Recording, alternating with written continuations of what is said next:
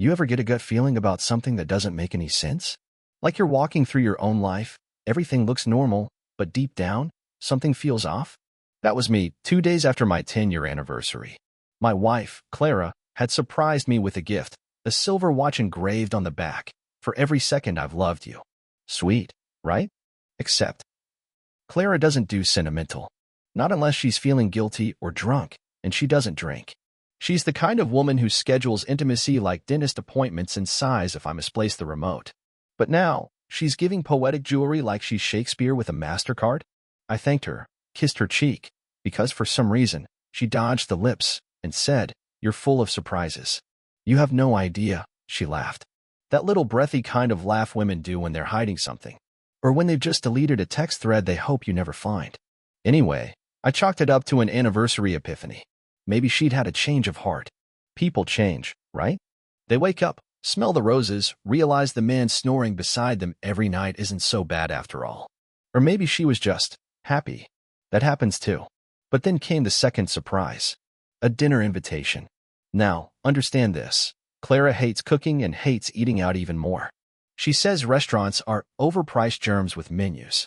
So when she booked a reservation at a high-end Italian place, just for us, my eyebrows nearly hit my hairline. "We need this," she said. "You've been so patient with me lately." Patient? That's one word for it. I'd spent the last 6 months feeling like I was married to a ghost. Same house, same routines, but the warmth had checked out and left a note that just said, "Good luck." Still, I wanted to believe. So I put on my one good blazer, combed my hair like it mattered, and drove us to a restaurant I'd only seen on Yelp reviews from people with more disposable income than I have blood cells. The night was strange. Clara was giddy, not just smiling, but beaming. Like she'd just landed a promotion or buried a body and gotten away with it. She complimented my tie. Told me I looked strong tonight. Not handsome, not nice. Strong. You ever been praised like you're a horse being sold? After we split a creme brulee, Clara excused herself to the bathroom. She left her phone behind. And I swear I didn't mean to snoop. I just glanced down to see if we had enough time for a nightcap before the babysitter's curfew. That's when it buzzed. A message from a name I didn't recognize. "Can't stop thinking about you. Last night was insane. When can we talk?" I stared at the phone like it was radioactive. Then I saw the second message. Did he suspect anything? "You're amazing. I can't believe we pulled it off." The blood drained from my face so fast, I nearly passed out in my tiramisu. And that's where we'll stop for now. Clara came back from the restroom looking like a woman reborn. Fresh lipstick, bright eyes, and that same humming energy that didn't belong to a dinner with me. "You okay?" she asked, noticing I hadn't touched the dessert. I gave her a smile that probably looked more like a grimace.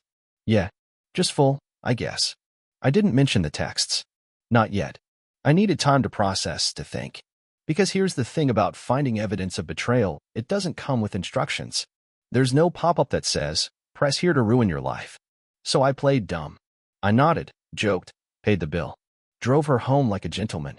And the whole time, her phone sat in her purse like a loaded gun with the safety off. The next morning, I woke up before her. She was curled away from me like always, one arm draped across the edge of the bed like she might fall off, or maybe hoping I would. I went downstairs and made coffee. Real coffee. French press. I needed caffeine strong enough to slap me awake and help me pretend this wasn't real. At 7:23 a.m., I called in sick. My boss didn't ask questions. I guess when you're the guy who never misses work, they assume you're either genuinely ill or planning something dangerous. By 7:42, I had Clara's phone in my hand. She was still upstairs, shower running. I tried the obvious, her birthday. Nothing. Our anniversary? Nope. The dog's name? Bingo. That little Cocker Spaniel finally earned his keep. What I found wasn't a one-time message from a one-time fling. No. It was months of text from our no last name. There were photos. Blurry hotel shots. One of her hand holding a room key, her wedding ring on full display like an ironic souvenir. I didn't cry. I didn't shout. I just felt this deep, hollow vacuum where trust used to live. And then I saw something that hit harder than all the rest. A message from her to him. He still doesn't know. I feel bad sometimes, but honestly, he stopped trying a long time ago. That one kicked the chair out from under me.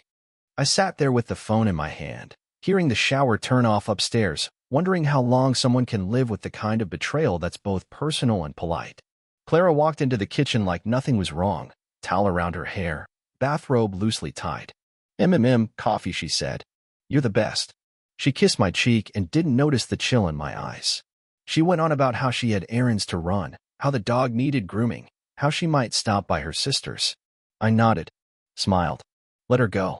And that's when I decided something quietly in the space between her footsteps and the closing front door. This wouldn't be a confrontation. It would be a performance. The day Clara's world cracked wasn't loud. It wasn't a shouting match or a storm of broken dishes. No, betrayal has a sense of irony. It likes silence. It likes showing up with a grin. It happened on a Wednesday. I remember because I had tacos for lunch and regret for dessert. I decided to follow her. Not in a trench coat with sunglasses, nothing cinematic. Just a hoodie, my old baseball cap, and the kind of focus you only get when you've got nothing left to lose. Clara left around noon with a grocery list she'd printed like a prop in a low-budget play. I waited 10 minutes, then I left too. She didn't go to the store. She didn't even pretend to go. Just headed straight downtown, parked in a lot I knew was next to the Parkside Hotel. I waited in my car, heart racing like I was in high school again, waiting to get caught sneaking in late. Except this time, I was the one catching someone. She met him outside. Tall guy. Tan. Hair with too much product. He looked like the kind of man who used cologne as a personality. I could see his hand on the small of her back as they went inside, laughing like the world owed them something. I didn't follow. I didn't need to. I already had the last puzzle piece. Watching them walk in together, like a couple with nothing to hide, gave me everything I needed. Certainty. I went home. Sat on the couch. Dog jumped on my lap like he knew I needed comfort or maybe just recognized my tone when I said, "Good boy," like it was the only truth left in the house. That night, she came home humming. And I played dumb again. She leaned in, kissed me on the forehead like a hospice nurse. You okay, babe? You've been quiet. Just thinking, I said. About what? Anniversaries. Trust. You know, small stuff. She paused, gave me a smile I didn't return. Well, if you ever need to talk about something. I held her gaze for a second longer than usual. I will. She went upstairs. And I sat there, feeling a part of myself harden into something cold and unfamiliar. That was the last night I went to sleep as the same man. The next morning, Clara kissed me goodbye like she always did. Same angle, same half-second delay, same mini breath. And I smiled at her. Not because I was happy, but because I was rehearsing. She left for yoga. Spoiler, she hadn't gone to yoga in 3 months. I only knew because I once called the studio to see if they offered couples classes. The girl on the phone had said, "We haven't seen Clara since the spring." That was 2 months ago. At 9:15 a.m., I sat at my desk in the home office, working, technically, but mostly just watching the calendar and trying not to think about the ticking clock on my marriage. My inbox filled with meaningless tasks. Reports. Memos. All of it background noise to the real operation I had running in my head. I started tracking things. Not in a jealous, obsessed kind of way, but with the methodical patience of a man who knew the ending had already happened. He just hadn't been formally notified yet. Hotel reservations in her email. Calls to a number saved as Lisa from Pilates. Credit card charges that made no sense, like 2 glasses of wine on a Tuesday lunch tab. Clara had always been careful. But careful doesn't mean clever. Then came the photo. My friend Kyle, the same Kyle who once helped me move a couch through a second-story window, texted me while I was sipping coffee from a mug Clara had bought me on a vacation we both lied about enjoying. You need to see this. Attached was a photo. Blurry but clear enough. Clara. At the same hotel I'd followed her to. Her arm linked with Protein Shake Ken. And they were laughing like teenagers in a John Hughes movie. Except she was supposed to be at hot yoga. I stared at that image for a long time. Not because I didn't believe it. I'd already known. But because it felt like finally seeing your ghost in the mirror. You expect a face, and instead, you find a stranger. That night, Clara made lasagna. From scratch.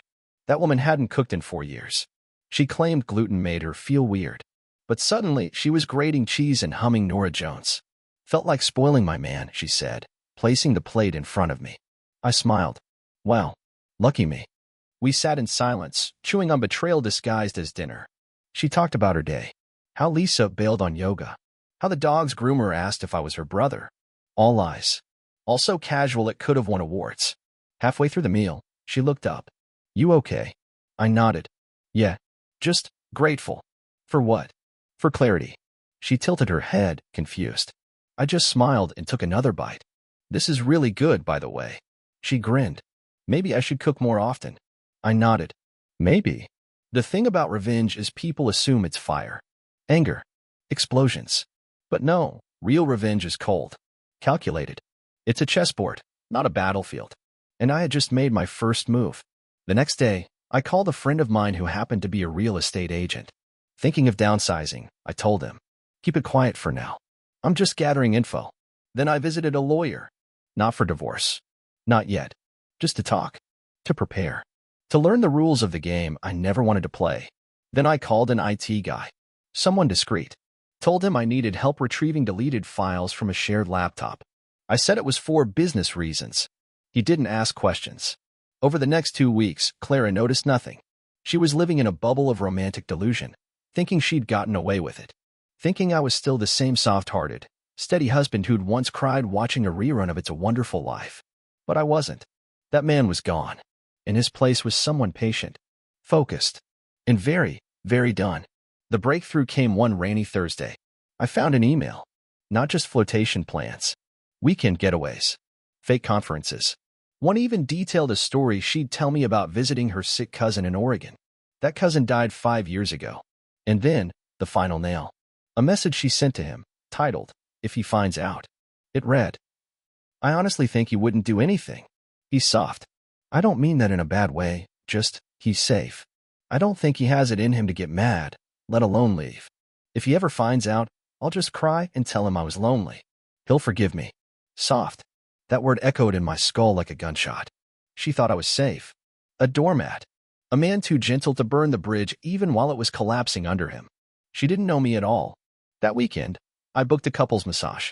She cried a little, told me she felt closer to me lately. I kissed her forehead. Me too. She told me she'd canceled her next trip. I just want to be with you more. That was sweet. And completely irrelevant. Because I'd already signed the documents. I'd already made the call to her HR department using an anonymous tip line. Turned out her affair had breached company ethics rules. He was a senior manager. She was technically under him. And I'd already moved half our money into a new account. Legal. Clean. Documented. All that was left now was timing. And oh, timing was going to be delicious. Clara's birthday landed on a Saturday that year.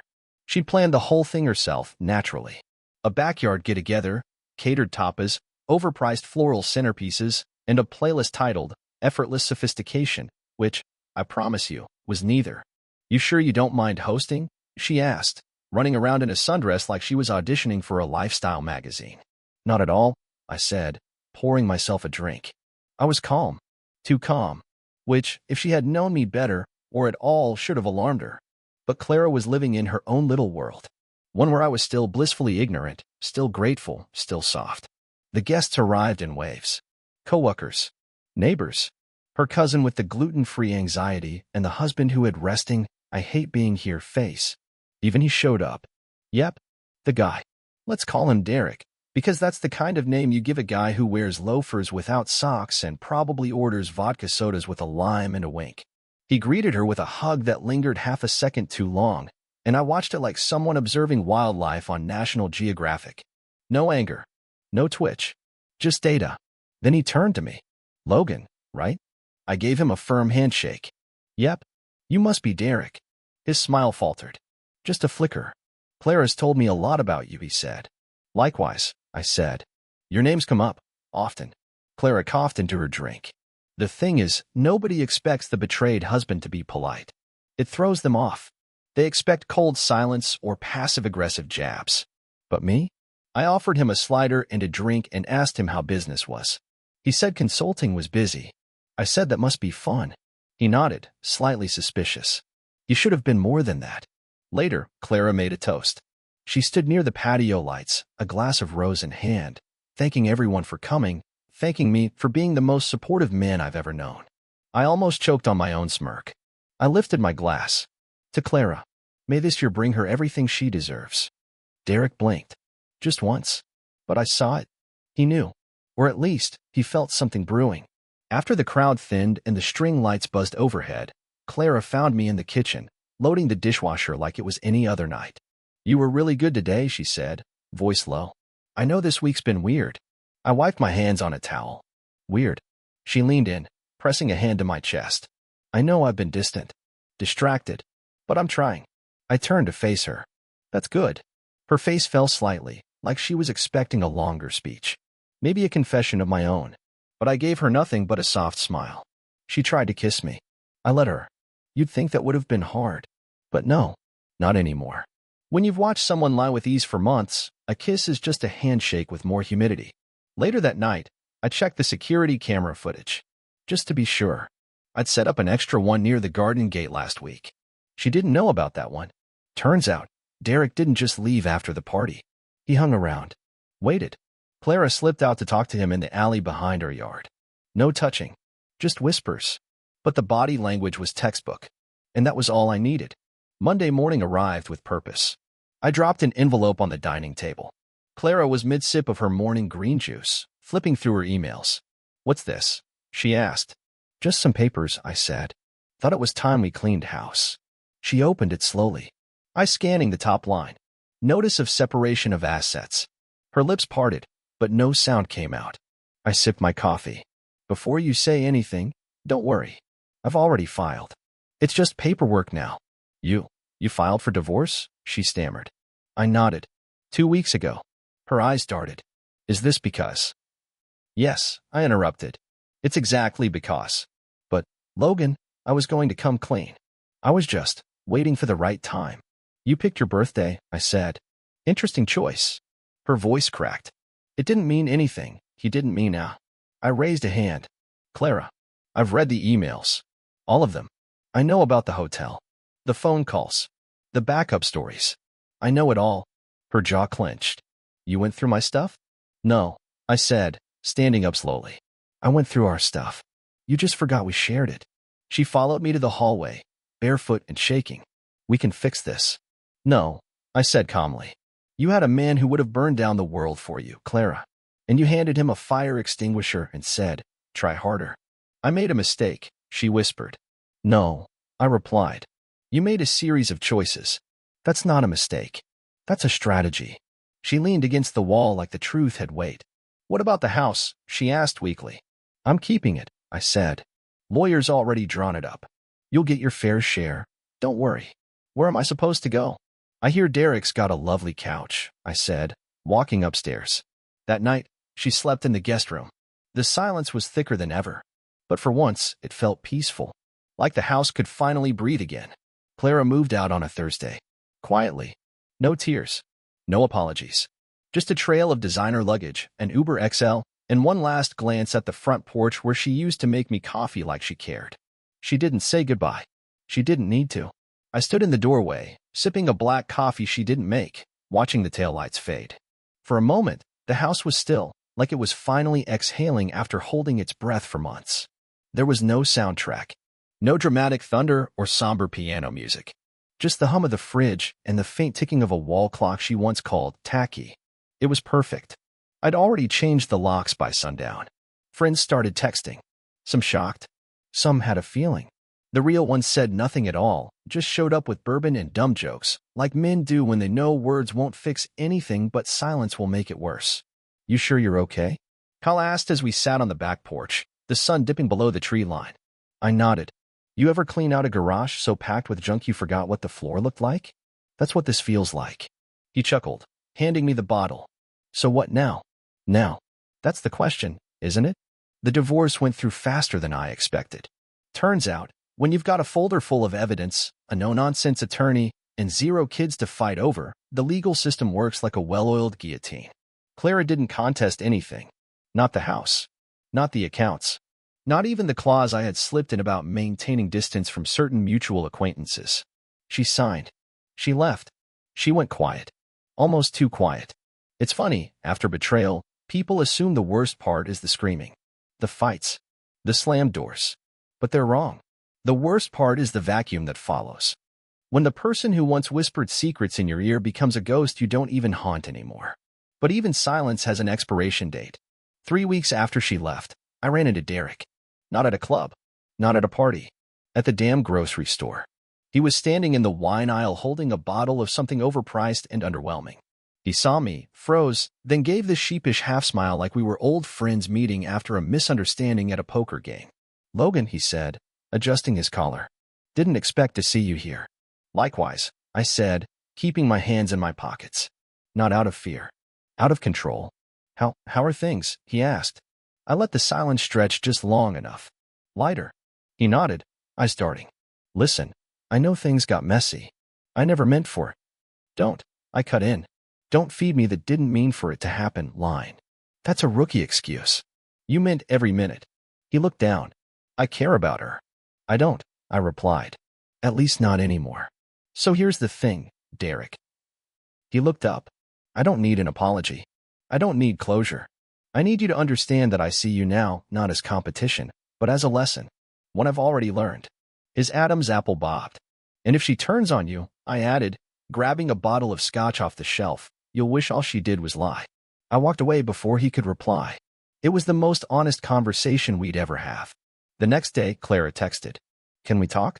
Just once?" I stared at it. Thought about the nights I spent wondering where she was. Thought about the dinners gone cold. The excuses. The phantom smiles. The watch with the engraving she never meant. Meet me at the park. The bench near the lake. 1 hour. I don't know why I went. Curiosity, maybe. Closure. Or maybe I just wanted to see the woman who tried to rewrite our story like I wouldn't notice the edits. She was there, sitting with a scarf tied in that way she always said made her feel chic. A small smile broke across her lips when she saw me. "You came. I had an hour to kill." She laughed. "Nervous?"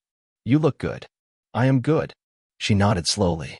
"I've been thinking about everything." I figured. She looked down. "You always knew how to make me feel safe. That's why I stayed so long." "That's also why you cheated," I said. Her breath caught. "Logan." "I didn't want to lose you. I just got lost." "No," I said calmly. "You didn't get lost. You walked off the trail and left breadcrumbs for someone else to follow." Tears welled in her eyes. "I made a mistake." I leaned forward. "Clara, stop calling it that. You didn't trip and fall into someone else's bed. You made choices. And the only mistake was thinking I wouldn't notice." "I was scared," she whispered. "Scared that you'd never leave." "And now?" I asked. "Now I miss the man I married." I stood up, brushing off my coat. "You're not alone." She blinked. "What?" "I miss him too." And then I walked away. That night, I slept better than I had in years. Not because I won, but because I stopped playing a game that was rigged from the start. Some people seek revenge with fire and fury. Me? I preferred something quieter. Like a name removed from a joint bank account. Like a house with only one toothbrush. Like knowing the best revenge wasn't destroying her, it was rebuilding me. They don't tell you this part. Not in the books, not in the support groups, not in those self-help podcasts where some guy named Dale tells you how to own your trauma while selling protein powder. The part where everything's over, but not really. 3 months post-divorce, the house was quiet. Too quiet. No more phantom footsteps upstairs. No more lipstick-stained coffee mugs. Just me, a dog that still checked the door every night at 7, and a silence that echoed louder than any argument we ever had. I got used to it. Started liking it, even. Freedom is funny like that. It shows up late, makes itself awkward, then suddenly starts redecorating your life. But you can't delete a decade without leaving residue. One Sunday, while organizing the garage, an act I'd put off since Obama was in office, I found a box labeled winter stuff. I opened it expecting scarves and gloves. Instead, letters. Old ones. From me to her. Before emails. Before group chats.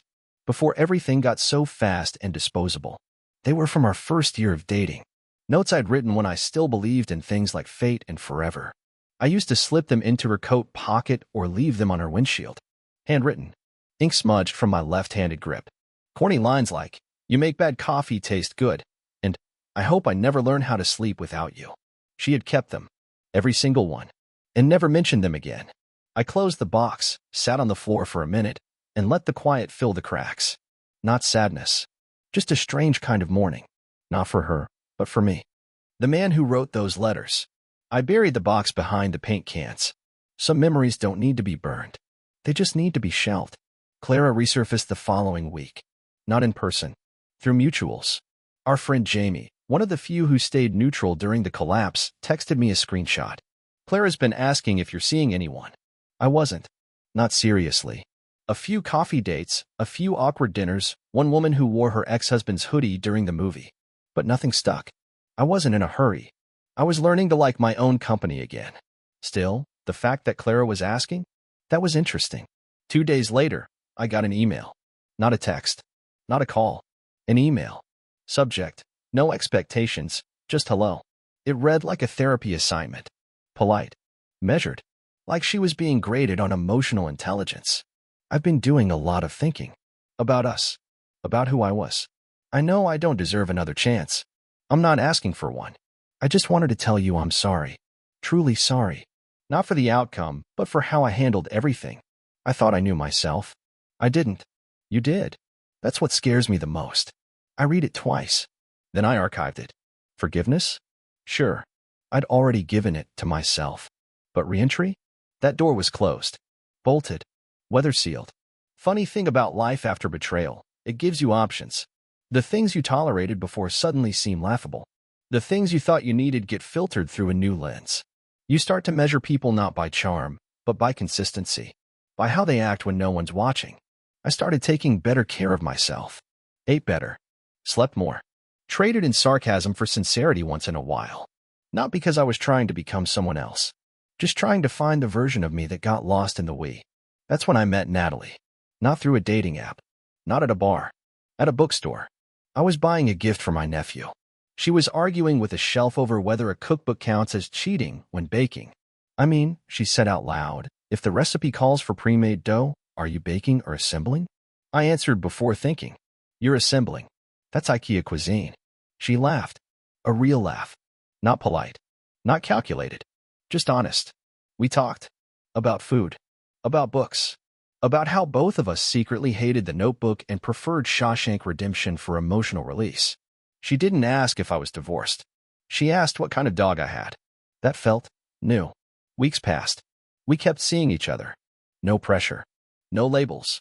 Just long walks, shared meals, and the kind of silence that doesn't need to be filled. One night, sitting on my porch with Natalie and the dog curled at our feet, she asked something no one had asked since the dust settled. What did she take from you? I looked at her. Not in fear. Just in recognition. She understood the assignment. She took time, I said. Time I can't get back. Not just the years, we all lose those. She took moments. The ones I should have seen coming. The ones I tried to give meaning to when they didn't deserve it. Natalie nodded. And what did she leave behind? I thought about that. The question lingered in the air, soft as dusk. Space, I said. She left space. Is that a good thing? Eventually, I said. But it took me a while to stop trying to fill it with noise. I never responded to Clara's email. Didn't block her either. That would have meant I was still trying to control something. Instead, I let her message sit in my inbox like a rusted key to a door I already bricked over. Some nights, I still catch the scent of her perfume in random places. And for a second, I wonder what she's doing. Then I remember it doesn't matter. Not anymore. Because sometimes, the best revenge isn't vengeance. It's peace. A few months into whatever Natalie and I were calling our thing, Clara showed up. Not digitally. Not through a friend. She showed up in person. I had just come back from a jog. Sweaty, headphones in, a bottle of water in one hand and the week's groceries in the other. There she was, sitting on my front porch like this was a deleted scene from our past life. Hey, she said, standing up slowly. I didn't know where else to go. I blinked. You knew exactly where to go. She looked older. Not worse, just weathered. Like life had finally started cashing the checks she wrote while we were married. I've been thinking, she started.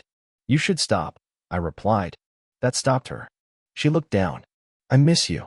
I miss us. There is no us, I said, calm but firm. There's me. There's you.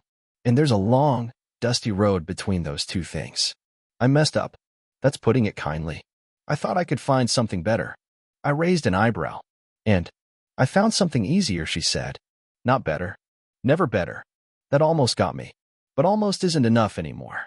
Clara, I said, you didn't just leave me. You replaced me before I knew I'd been benched. I want to fix it, she whispered. I pointed to the driveway. You're parked in someone else's future. It's time you moved along. She didn't cry. She didn't scream. She just nodded, turned, and walked back to her car. And just like that, the last thread snapped. It's funny how healing sneaks up on you. One day you're counting the cracks in your ceiling. and the next you're humming while washing dishes.